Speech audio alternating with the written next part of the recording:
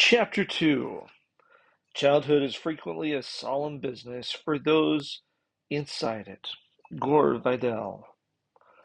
It is the kind of weekend that one doesn't forget. One of those special times in growing up that becomes the benchmark of change and of things yet to be. My life is about to spin off in an entirely new direction.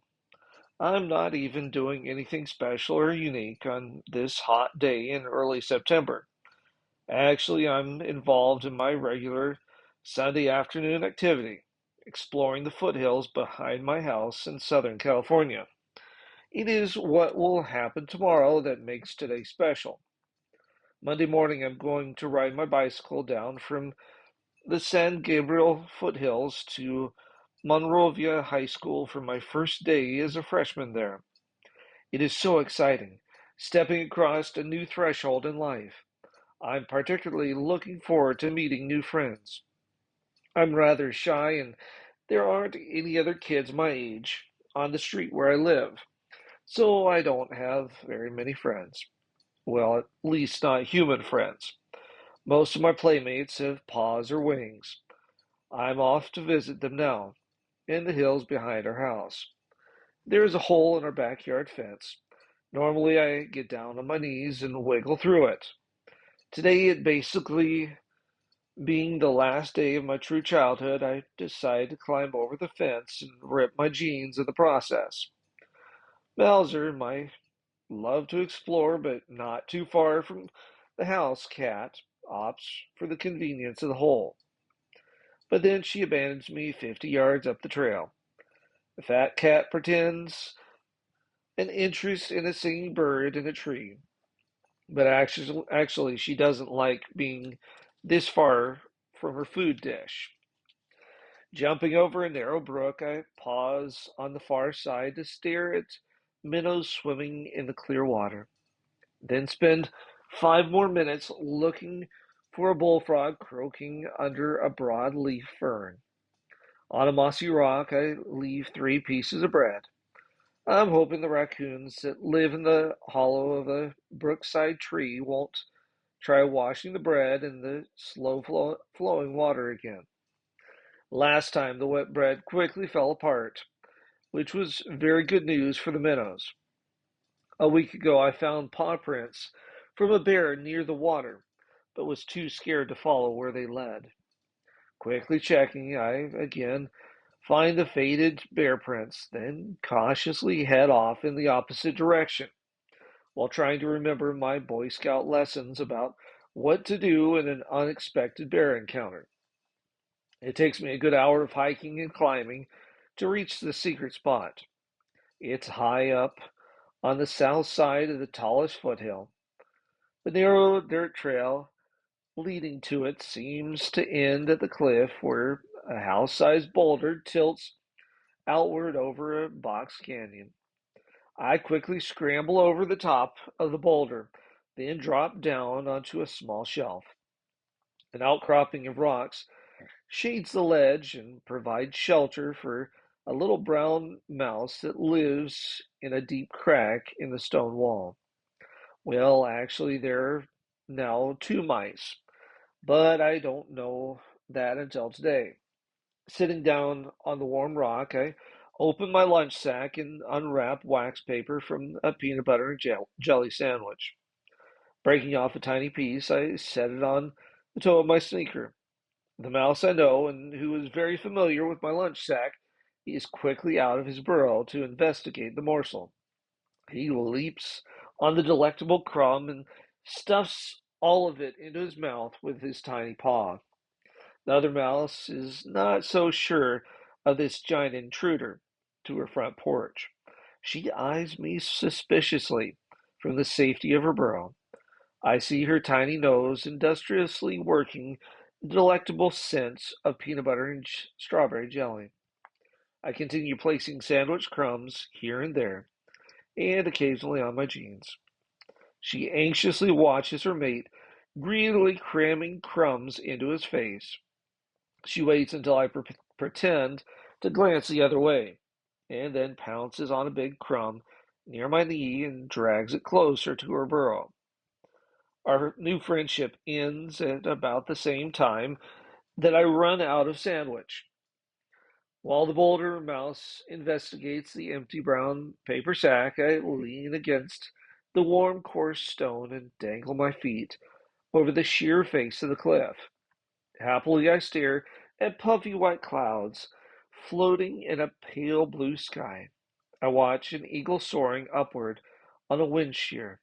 Its shadow passes over the ledge, sending both of the mice scurrying in alarm back into their crevice.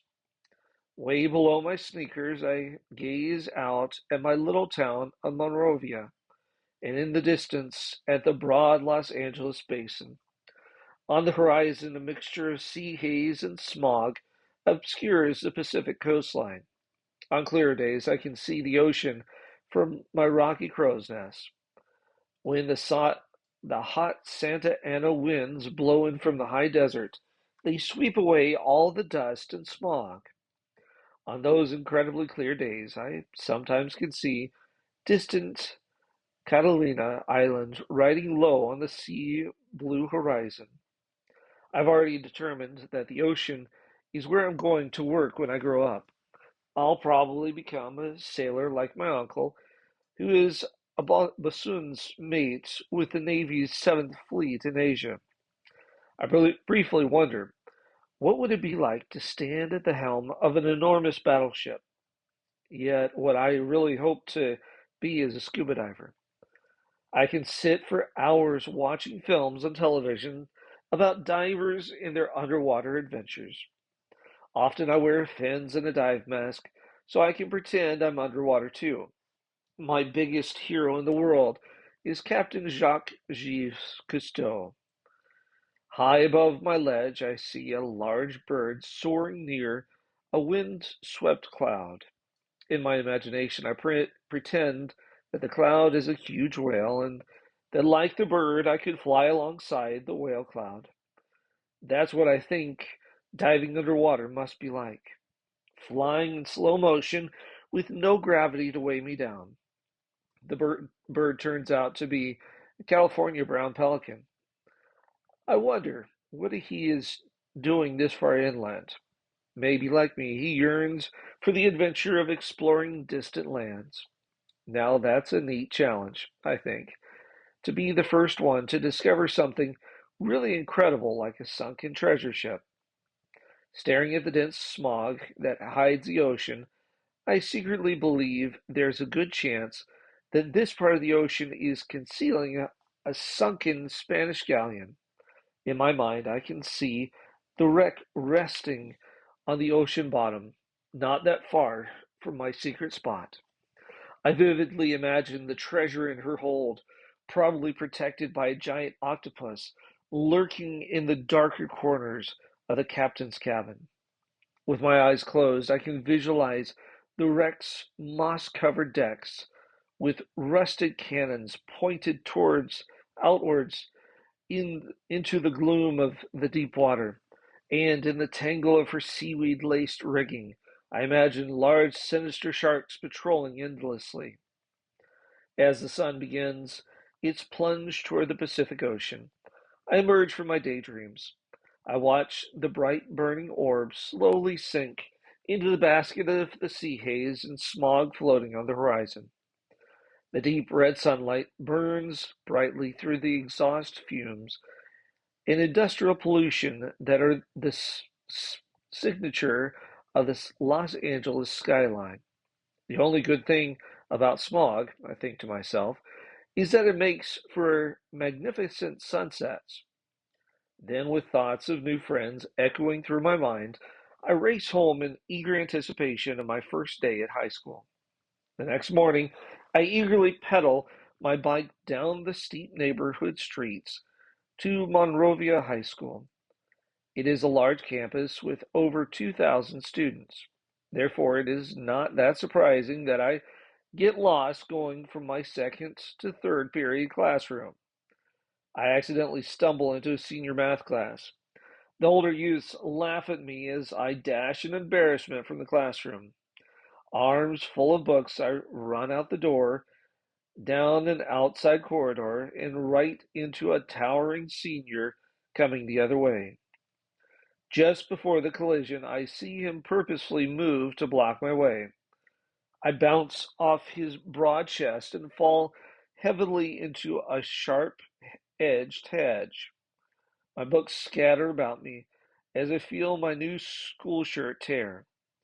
The burly youth laughs, then yells, "Watch out where you're going, you little punk." Picking up the books and my damaged pride, I'm late for my freshman English class. Everyone turns and stares as I quickly drop into the first empty chair at the back of the crowded room, trying to hide my tear and dirt stains on my shirt. I don't realize that my troubles have just begun. My last class of the day is physical education. Changing into my gym shorts in the locker room, I unexpectedly see the senior bully and his friends at the other end of the row of lockers. He grins maliciously as he nudges his friends and laughs while knotting the end of a wet towel.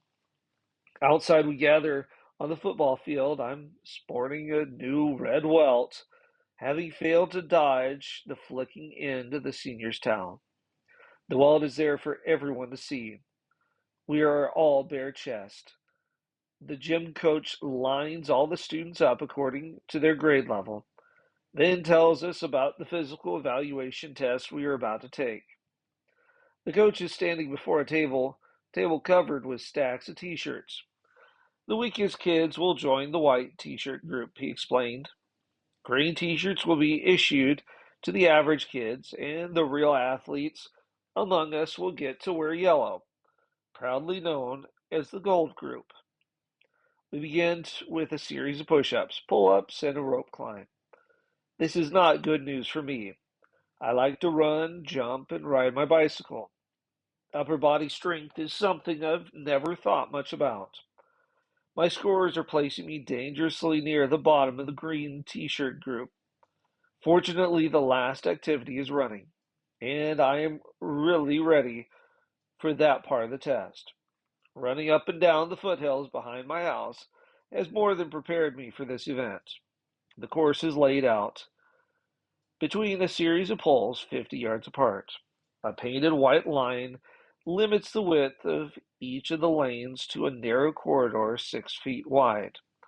We will have to run 6 links, which means sprinting to each pole, slowing for a sharp U-turn, then racing back the way we came. I'm off to a good start, but naturally not as fast as the seniors in our group, who have already shoved their way to the front. They round the first pole, then actively seek out freshmen to block their way and slow them down. The senior bully, of course, targets me, and I abruptly find myself skidding across the bruising tarmac. I'm up and running again in a second or two, but I quickly discover two things. My bruised knee doesn't make for fast cornering around the poles. My other discovery is that I have my first very real enemy. I've seen something else under the sun. The race is not to the swift or the battle to the strong, nor does food come to the wise or wealthy, wealth to the brilliant, or favor to the learned. But time and chance happen to them all. Ecclesiastes 9:11. After the run, we line up in the appropriate groups and collect our t-shirts. The senior and his friends grab their yellow shirts, then hang around to smirk and make fun of the kids that are too skinny or overweight. I'm amongst them as I reluctantly pick up my white shirt. It's too large for me, a fact that doesn't go unnoticed by the senior bully. Looks like it hangs on him like a dress, he smirks. Shouldn't you be in the girls' gym class? After school, I furiously ride my bike home.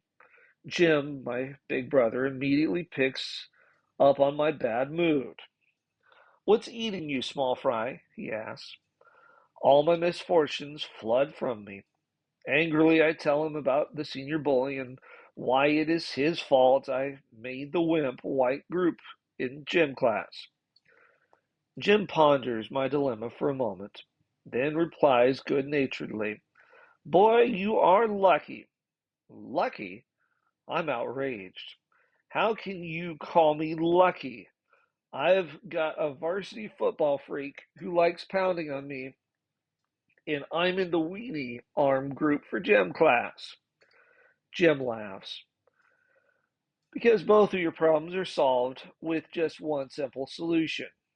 You need to get serious about your physical conditioning, is all. Right. Like I'm going to get in such good shape I can take on Godzilla and his thug friends. No, Jim shrugs. Godzilla is just your incentive. You're not going to fight him. You're going to win him over. Win him over? I reply, completely surprised. Yeah, answers Jim. The best way to get rid of an enemy is to turn him into a friend. Why would I ever want this bully for a friend? I don't like him. I don't even want to like him.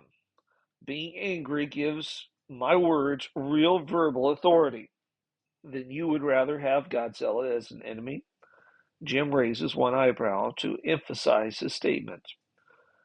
You like being tripped, flicked with a towel, and embarrassed in front of your classmates. I hate it when Jim talks like this because it usually means he's right. So I want you to be friends with Godzilla. I'm now resigned to losing this argument. So, not really. Jim grins at my confusion. Trying to be friends with a bully will only get you more problems.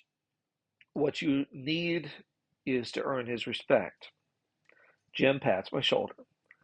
Nobody picks on a person they respect. I nod my head. It is a way to encourage my big brother to go on without giving in to my losing position. This is turning out to be surprisingly good advice, and I really want to hear what he's going to say next. You're going to ask me how you can earn Godzilla's respect. Jim is in his smug, overconfident mode. No, I wasn't, I blurt. Now it's Jim's turn to nod. It's okay. I'll tell you anyway. You're going to use all that anger inside you as a motivation to get in shape, Weenie Arms. Jim gives my biceps a sharp squeeze. Hey, that hurt, I complain. When I can't, when I can do that and it doesn't hurt, that's when you'll know you're getting in shape. Jim gives my arm another squeeze to prove his point. Wait a minute, I say, remembering a missed point. You said I was lucky to have these problems. Steve, being in good shape is a pretty neat thing. It makes you feel good about yourself, which leads to other people feeling good about you too. Making the white group and having such a worthy adversary as Godzilla are two very powerful motivations. Also, you're lucky to have me as a big brother because I'm going to help you. You are? Like pumping weight together or doing push ups? I'm already enthusiastic and eager to get started. Actually, I thought we might begin by your mowing the lawn, Jim says, leading me towards the garage. But it's your turn to mow the lawn, I argue. Yeah, well, I'm not the one who needs to get into shape, he counters.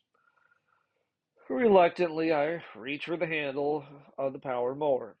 Not that one.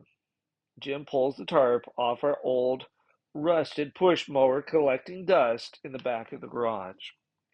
You don't expect me to mow the lawn with that antique. There's panic in my voice.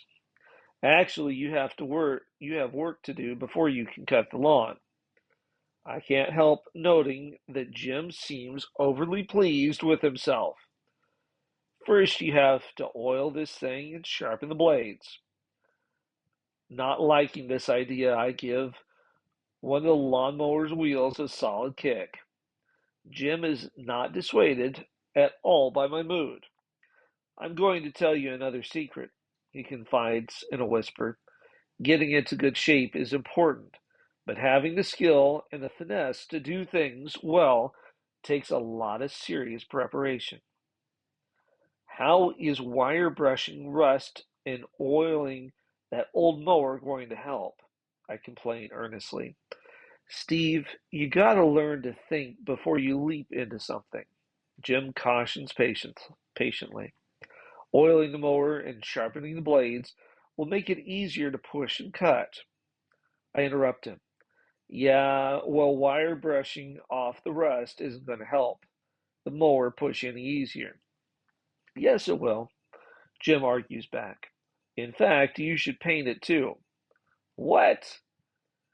Steve, we're talking about developing your life skills. This is really important stuff. Jim wheels the mower out into the sunlight. No one wants to push around a rusty old mower, so turning it into something you can be proud of, even take pleasure in. Sounds like just so much work to me, I grumble. Why can't I just use the power mower? Because, little brother, Jim playfully knuckles me a good one. You get to be the mower's engine. We're going to turn your wimpy body into an adventure machine. Adventure machine? I laughed. Are you kidding me? No, I'm not. Jim jams his index finger into the middle of my chest. This body and your overly active daydreaming brain are your only real vehicles to adventure in life. Now quit complaining and get to work. An hour later, I'm still busy wire brushing away the lawnmower's thick coat of rust, sharpening the blades and oiling the gears. All the time, I'm pondering Jim's words deeper than anything I've ever thought about before. I'm about to launch into a real big adventure. All my hopes, dreams, and aspirations have just gotten a major kickstart. I'm about to do something that will actually impact my whole future. The reality of it all is kind of overpowering. My dreams aren't just whimsical hopes and aspirations, they are real life adventures, just waiting for me to get busy and make them happen. It's not just turning myself into an adventure engine that's at issue here. I'm planning on building the dream machine. There's always one moment in childhood when the door opens and lets in the future. Graham Greene. From a shelf, I grab a spray can of fire engine red paint and lay a shiny coat of lacquer on the mower. Later, I would hand paint yellow lightning bolts on the handle and blades. No longer would this just be an old push mower resting under a tarp. From now on, it's my mechanical ally, a tool that will help me discover the potential within myself and even lay the initial path towards becoming the dream machine. Do you see a man skilled in his work? He will serve before kings. He will not serve before obscure men. Proverbs 22:29.